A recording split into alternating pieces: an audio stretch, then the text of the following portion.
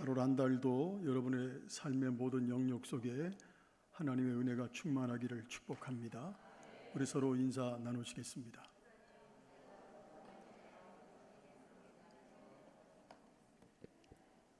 기도의 부흥, 말씀의 부흥, 섬김의 부흥, 선교의 부흥, 진천과 한국과 세계를 예수마을로 만들어가는 교회. 아멘. 사람은 누구나 자신의 앞날을 알고 싶어 합니다. 내일 어떤 일이 일어날지, 내가 선택하는 길이 옳은 길인지, 아니면 지금 참고 기다려야 하는지, 앞으로 어떻게 나아가야 될지 우리가 알고 싶어 하죠. 그래서 사람들은 자신들이 가지고 있는 경험들, 또 지식들, 세상의 정보를 의지해서 미래를 준비하려고 합니다. 그러나 하나님의 사람은 세상 사람과 다릅니다. 믿음의 사람은 자신의 지혜보다 하나님의 인도하심을 먼저 구합니다.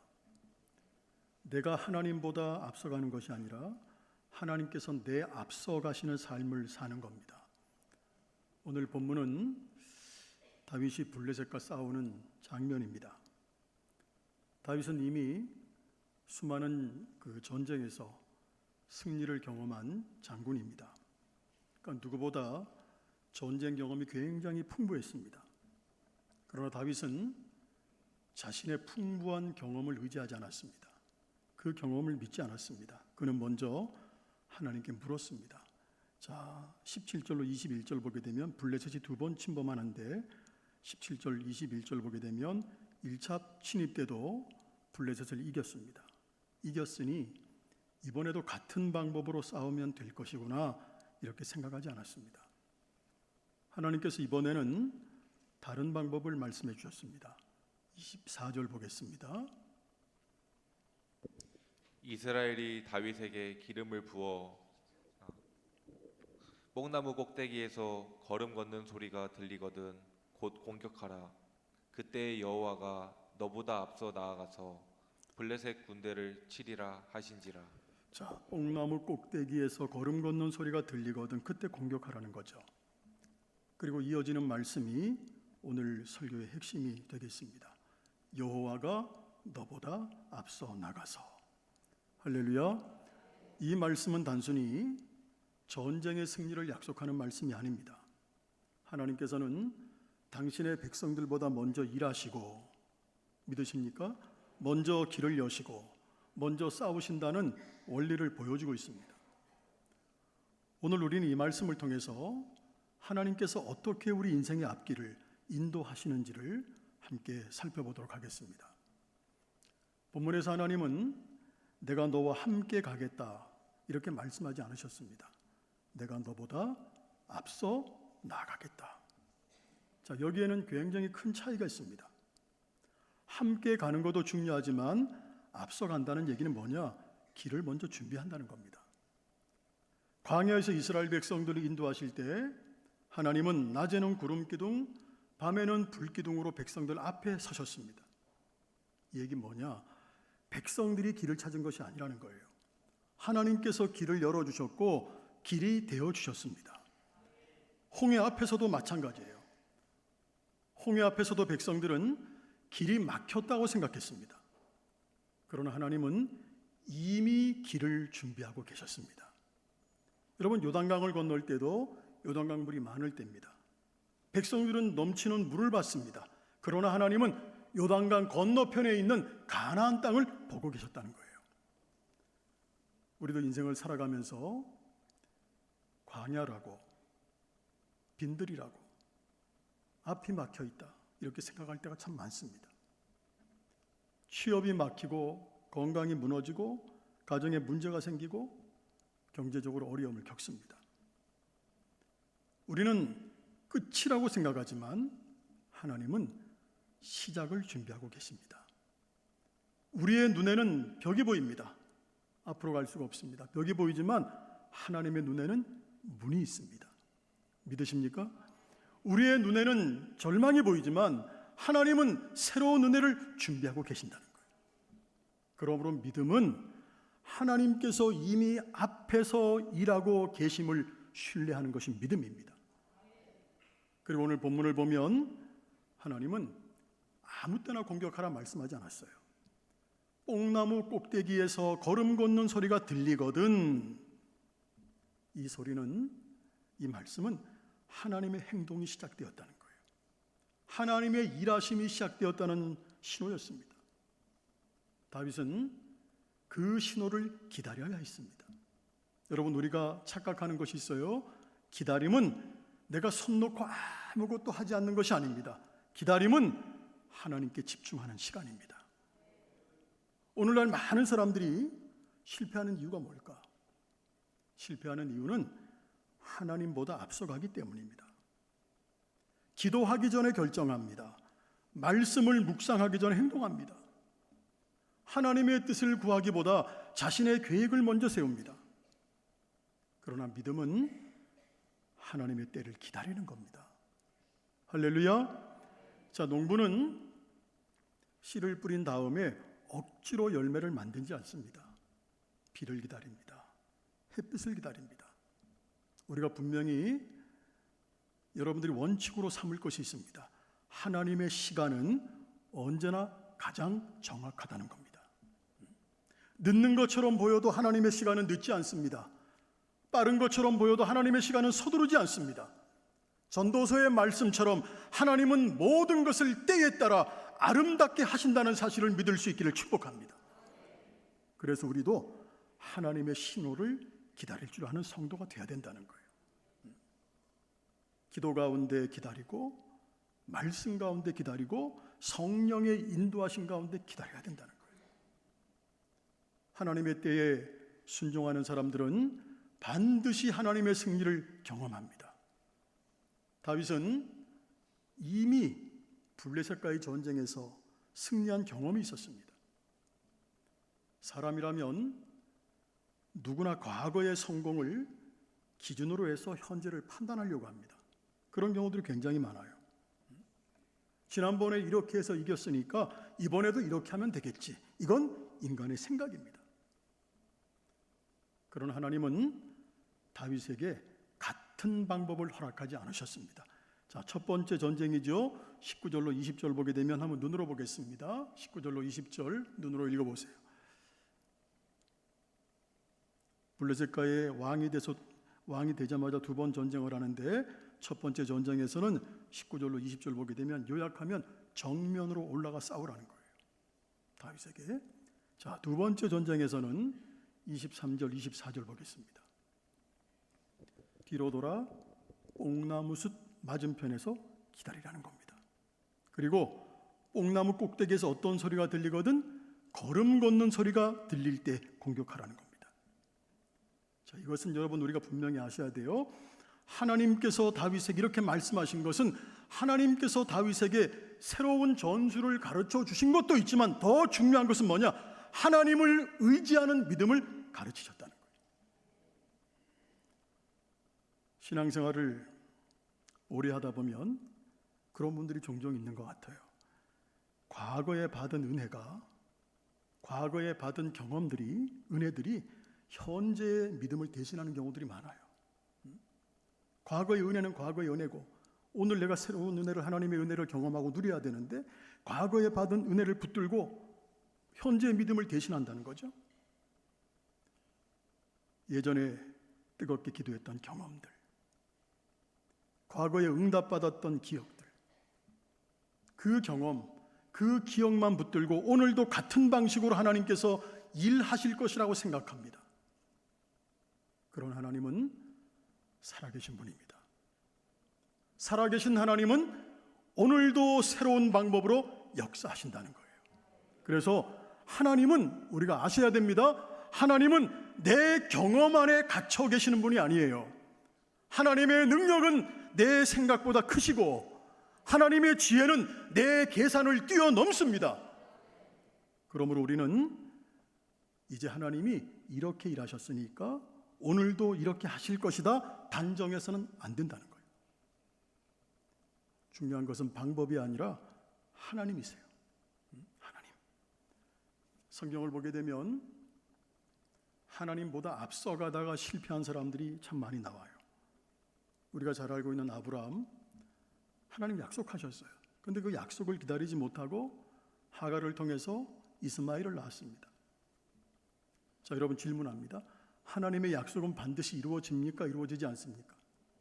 하나님의 약속은 반드시 이루어집니다. 오늘 여러분들 마음에 새겨야 돼. 하나님의 약속은 반드시 이루어집니다. 자, 그러나 하나님의 약속은 반드시 이루어질 것이지만 기다리지 못하는 조급함이 많은 아픔을 가져올 수 있다는 거예요. 아브라함이 그렇잖아요. 사울 왕은 사무엘이 오기를 기다리지 못했어요. 그래서 자신이 직접 제사를 드렸습니다. 사울은 왕이에요. 제사장이 아닙니다.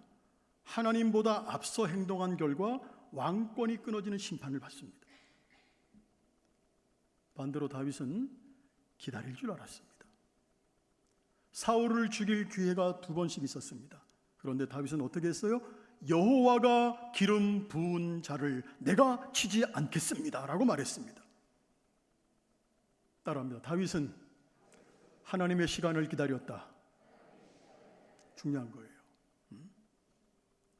다윗은 하나님의 시간을 기다렸고 결국 하나님께서 가장 좋은 시간, 가장 좋은 때 왕권을 허락하셨다는 거예요.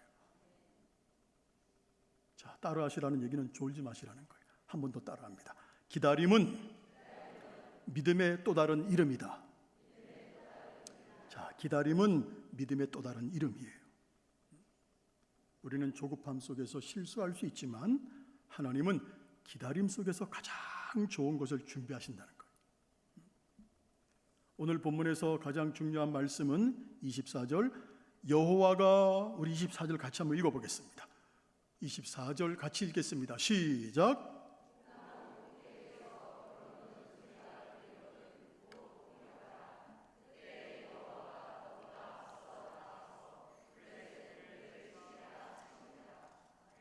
자, 승리 누가 만든 거죠? 승리는 다윗이 만든 것이 아니에요. 하나님께서 먼저 싸우셨습니다. 다윗은 하나님의 승리를 따라가는 사람일 뿐이에요. 우리가 성경을 보면 언제나 하나님의 전쟁은 하나님께서 먼저 시작하셨어요. 자, 홍해 앞에서도 하나님께서 먼저 바닷길을 여셨어요. 여리고 성도 하나님께서 먼저 무너뜨리셨어요. 기도원의 300명 용사도 하나님께서 먼저 미디안 진영 속에 혼란을 주셨습니다. 자, 십자가도 마찬가지예요. 우리가 먼저 하나님을 사랑한 것이 아닙니다. 하나님께서 먼저 나를 사랑하셨습니다. 우리가 죄를 해결한 것이 아닙니다. 예수님께서 먼저 나의 죄의 문제를 해결하셨습니다. 우리가 죽음을 이긴 것이 아닙니다. 예수님께서 먼저 사망 권세를 깨뜨리셨습니다. 그러므로 우리의 신앙은 언제나 하나님의 뒤를 따라가는 삶입니다. 예수님께서도 나를 따르라 말씀하셨어요. 착각하면 안 됩니다. 주님은 내 앞에서 길을 만들어라 이렇게 말씀하지 않았습니다. 왜입니까? 이미 주님께서 길이 되셨기 때문이에요. 19세기에 영국의 선교사 하면 데이비드 리빙스턴입니다. 이분은 아프리카 오지에서 오늘 오후에도 아프리카 남아프리카 공화국 왕중식 선교사님이 오셔서 오늘 오후 예배 설교를 하시는데, 리빙스턴 선교사님도 아프리카 오지에서 복음을 전하기 위해 수많은 위험을 감수했습니다. 어느 날 그는 현지 부족들의 위협으로 생명의 위협을 느꼈습니다. 그래서 동료들과 함께 하나님께 간절히 기도하며 밤을 보냈습니다. 그런데 다음 날 그 부족 사람들은 아무런 공격도 하지 않았습니다. 오랜 시간이 지난 후에 그 부족 중에 한 사람이 리빙스턴에게 이렇게 말을 했습니다. 우리가 그때 당신들을 공격하려고 갔지만 당신들의 천막 주위에는 수많은 흰 옷을 입은 군인들이 둘러서 있었기 때문에 가까이 갈 수가 없었습니다. 리빙스턴은 그런 군인들을 한 번도 본 적이 없습니다. 누가 일하셨습니까? 하나님은 이미 그의 앞에서 일하고 계셨다는 거예요. 우리의 눈에는 보이지 않지만 하나님은 언제나 자기 백성보다 먼저 가셔서 길을 준비하시고 위험을 막으시고 필요한 은혜를 부어주신다는 거예요. 우리는 결과만 보지만 하나님은 처음부터 끝까지 일하고 계십니다. 할렐루야. 성도 여러분, 오늘 우리는 다윗의 이야기를 통해 굉장히 중요한 원리를 깨달았어요. 전쟁의 승패는 병력의 숫자, 무기의 우수함에 달려있지 않았습니다. 승리의 결정적인 이유는 여호와께서 다윗보다 앞서 나가셨기 때문입니다. 이 원리는 오늘을 살아가는 우리들에게도 동일하게 적용됩니다. 우리 인생에는 블레셋과 같은 문제가 있습니다. 어떤 사람에게는 그게 질병일 수가 있고, 어떤 사람들에게는 경제적인 어려움일 수가 있고, 어떤 사람들에게는 자녀의 문제, 가정의 갈등일 수 있습니다. 또 어떤 사람에게는 미래에 대한 두려움들, 불안일 수 있습니다. 우리는 눈앞의 문제를 보면 낙심합니다. 대부분이 그렇습니다. 그러나 하나님은 우리보다 먼저 그 문제 현장에 가 계신다는 겁니다. 우리가 직장에 출근하기 전에 하나님은 이미 우리의 일터에서 일하고 계십니다. 우리가 자녀를 위해 기도하기 전에 하나님은 이미 내 자녀의 마음을 만지고 계십니다. 우리가 미래를 걱정하는 동안에도 하나님은 이미 우리의 내일을 알고 계십니다. 그래서 성도는 미래를 두려워하는 사람이 아니라 미래를 하나님께 맡기는 사람이 성도입니다.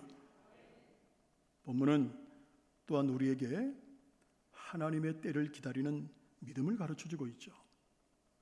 다윗은 뽕나무 꼭대기에서 나는 소리를 기다렸습니다.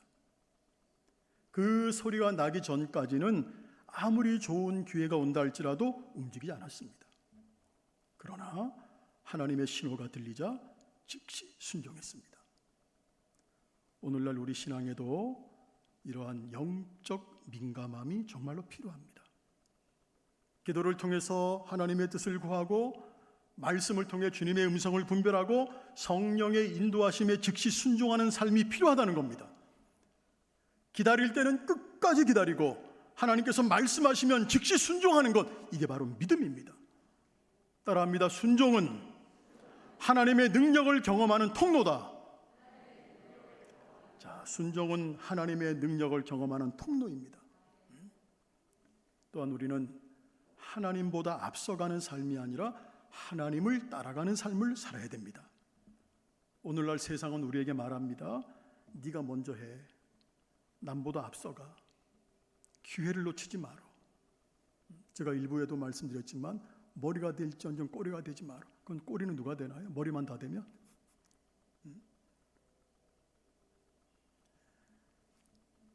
성경은 말합니다. 하나님보다 앞서가지 말라.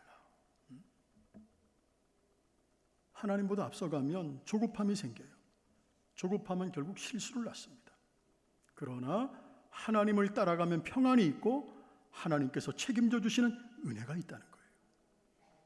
예수님께서 제자들에게 나를 따르라 하고 하셨습니다.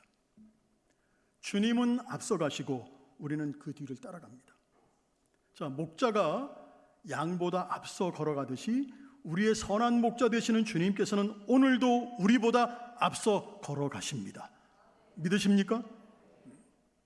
성도 여러분, 혹시 지금 여러분들 앞에 홍해 같은 문제가 있나요? 아니면 높은 여리고성 같은 장벽이 있습니까? 아무리 애를 써도 해결되지 않는 블레셋 같은 문제가 있습니까? 낙심하지 마십시오. 오늘 우리에게 분명히 말씀합니다. 여호와가 너보다 앞서 나가서. 우리 한번 일부 예배 때도 했지만 자기 이름을 한번 넣어볼까요? 여호와가 찬우보다 앞서 나가서. 이름 떠서 한번 고백해 봅니다. 시작. 그렇게 고백해서 주님이 앞서 가시겠어요? 자, 다시 한번 시작. 할렐루야. 이 말씀은 단지 다윗에게만 주어진 약속이 아니라 하나님을 신뢰하는 모든 성도들에게 주어지는 믿음의 선언입니다. 하나님은 지금도 우리 앞에서 길을 여시는 하나님이에요. 내가 보지 못하는 곳에서 일하시고 내가 알지 못하는 방법으로 역사하시고 내가 상상하지 못하는 은혜를 준비하시고 있다는 거예요. 그러므로 우리는 눈에 보이는 현실보다 나보다 앞서가시는 하나님을 바라봐야 되겠죠. 오늘도 하나님께서 앞서가시면 광야에도 길이 생길 것이고, 믿으시나요? 사막에도 강이 흐를 것이고 닫힌 문도 열리게 될 줄로 믿습니다. 이제 마지막으로 우리가 기억해야 할 것은 하나님께서 앞서가시는 사람은 결코 혼자가 아니라는 거예요. 세상 우리 버릴 수 있어요. 사람들 우리 떠날 수 있어요. 환경 우리 흔들 수 있어요. 그러나 하나님은 한 번도 자기 백성을 버리신 적이 없습니다. 이스라엘 백성들 앞에서 구름 기둥으로 서셨던 살아계시는 하나님, 다윗보다 먼저 블레셋을 치러 나가셨던 살아 역사하시는 하나님, 십자가를 지시기 위해서 우리보다 먼저 고난의 길을 걸으셨던 예수 그리스도께서 오늘도 우리 인생의 앞길을 인도하고 계십니다. 그러므로 두려워하지 마십시오. 염려하지 마십시오. 조급해하지 마십시오. 하나님보다 앞서가지 마시고 하나님을 놓지도 마십시오. 앞서가시는 하나님만 끝까지 따라가는 성도들이 되시기를 소망합니다. 그때 하나님께서 다윗에게 주셨던 승리를 우리에게도 허락하실 줄로 믿습니다. 그 은혜가 우리 모두에게 있기를 주님의 이름으로 축원합니다. 기도하겠습니다.